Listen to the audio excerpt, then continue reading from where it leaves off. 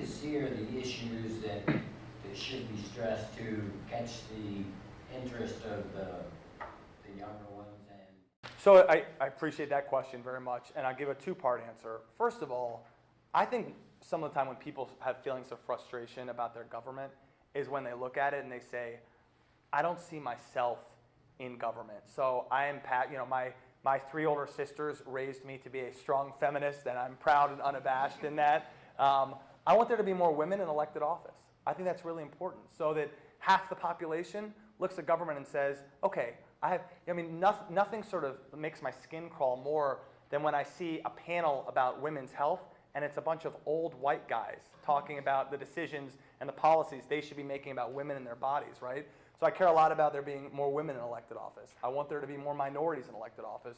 One group that doesn't get brought up as much is young people. I want there to be more young people in elected office. And to be clear, I don't want there to be 100 millennials in the United States Senate. I don't think that would be a good balance.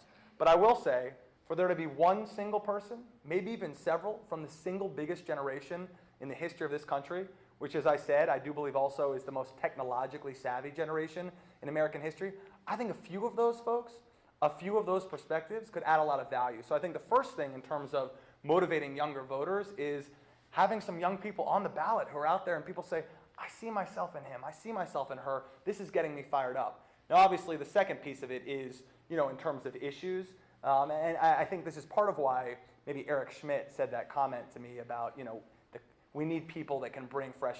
There are certain fights that we're not having. So my guess is, and I've seen polling on this, but if you went out and found a 25-year-old Republican and said, do you think two people that love each other should be able to get married no matter what? I bet you they would say yes. Certainly a lot more than 50% would say yes. So, putting some of these social issues and culture wars to bed and saying, of course, two people that love each other should be able to enjoy marriage, and thank God the Supreme Court has now allowed that, but also going further and saying, we need sweeping non-discrimination legislation, excuse me, so that in a state like Ohio, you can't get married and then later that day get fired from your job and then that night get evicted from where you live. So we need to push further on that.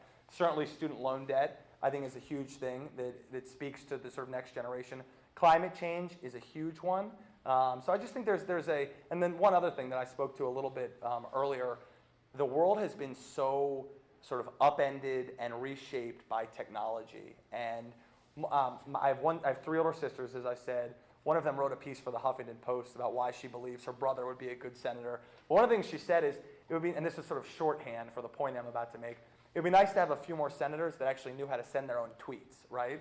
And again, it's not really about the tweets, but it is about how technology is reshaping our economy, reshaping our lives. And I'm proud, again, as a city leader, to have helped forge the public-private partnership that expanded wireless internet access to one of the most impoverished parts of Cincinnati.